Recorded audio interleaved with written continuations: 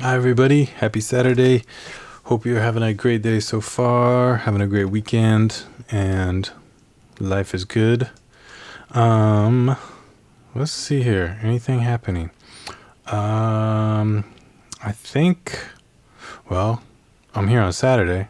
Hopefully this time will be good, and we'll just roll with it, see what happens. Thank you for tuning in, either live or just checking this out after the fact. I appreciate that. As always, if you got any questions or comments or whatever, drop them in the chat or send me a note.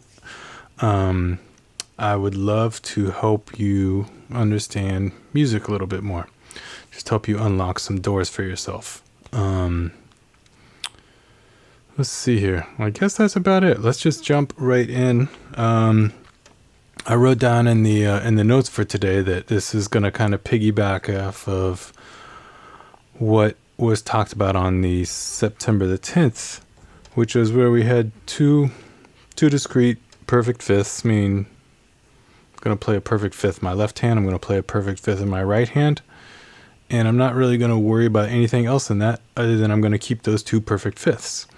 In my left hand, I'm going to keep it static. It's going to stay on C and G. My right hand, I'm going to start on E and B, and then I'm going to go up chromatically. So if you've seen any of these videos, or even if you haven't, you may know that C, G, E, B is a C major 7 chord. So we'll start from there and go chromatically up. Again, C and G in the bass. Now we go C and G in the bass with F and C in the right hand. Let's keep going up.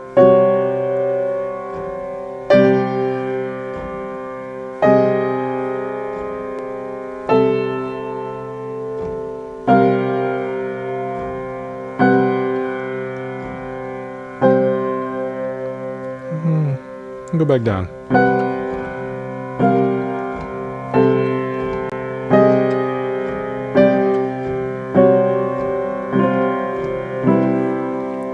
So some of those chords have a very consonant sound, some have a very dissonant sound, some are flexible and allow you to go to other places, and some are very inflexible. It's all just a matter of knowing what these chords sound like and knowing when to use them. It's just like cooking. You've got a bunch of different spices. Some spices work well with a variety of flavors, and some spices are very specific and you only want them in a certain dish. So let's start naming these chords. So C major 7, pretty self-explanatory. We talked about that. How about when we go C, G, F, C? This I'm going to call a C sus chord, because all we've really got is C, G, and F. That C is doubled. So from a couple videos ago, whenever we've got this fourth, F is the fourth in the key of C. It's a our ears are wanting this to resolve down to that.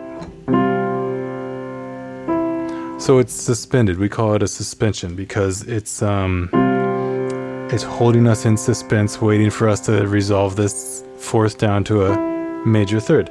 So we've got a C sus chord here, C, G, F, C. This next one is wonky.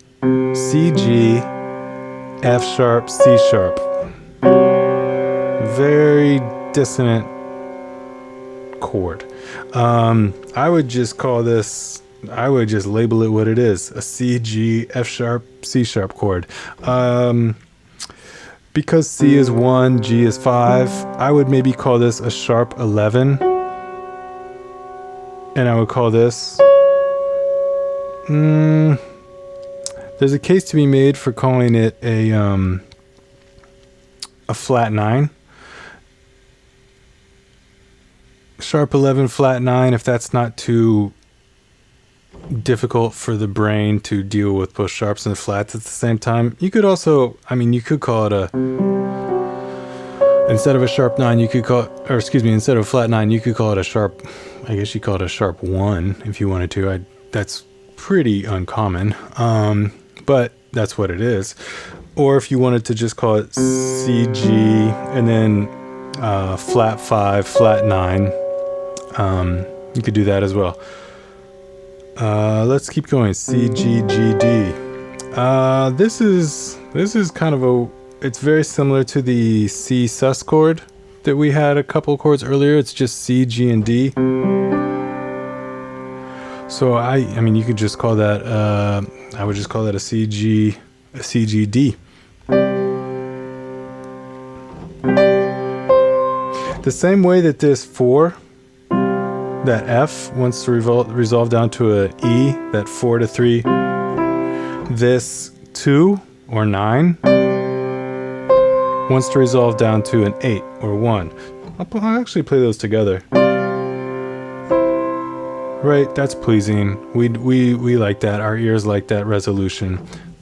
So in that same sense, this could also be a type of sus chord, having this, because our ears are really wanting to hear it go down to this C. So I would just call this a different brand of C sus. Although sus almost always implies the 4th or the 11th scale degree, but in this one we've got the 9th. I would maybe just put C, G, add 9. Let's keep going. C, G, A flat, E flat. Ooh, this is a funky little chord. So this to me is a C minor with a flat 6. C, G, E flat is obviously C minor. We've also got that A flat in there, so it's a flat 6. Next week, we'll look at a different way to label this chord, but I've talked about this before. Intervals have roots, and the root of a perfect fifth, C to G, is going to be the C. The C is undoubtedly the root of this interval. And when we've got two perfect fifths, the root of the chord is the root of the lower interval. So this is a C chord. It's a C minor. It's a C minor chord with a flat 6. Unusual chord, but that's what it is. And let's keep going. Ah, very pleasing. C, G, A, E. So this is a C major chord with a added 6, right? C, E, G, A. Very beautiful chord. What is that? C major 6, exactly. And let's keep going. Now this is a definite C sus chord. It's got a little bit more information than our previous one in that instead of having the C doubled, we've now got a B flat. So we've got C, G, B flat, F. So something that's also kind of common with sus chords is a minor 7th. So we've got that here in the B flat. And the sus, when we just say sus, 9 times out of 10, it's talking about the 11th scale degree or the 4th scale degree. 4th and the 11th are the same thing. So there's that F. So we got C, G, B flat, F. Let's keep going. C, G, B, F sharp. All right. This is very close to a C major 7, sharp 11. If we had a C major 7, it would be, like we said earlier, C, G, E, B. And now we've got the sharp 11 up top, but we took out the E. So we've got this C, I would call this C major 7, sharp 11, no third. If we did have a third in here, a nice way to voice it would be this, right? Beautiful, beautiful open sound, but still very harmonious. But we don't have that E. So it's just a C major 7, sharp 11, no third. All right, and then we're back at the top, C, G, C, G. So playing it one more time.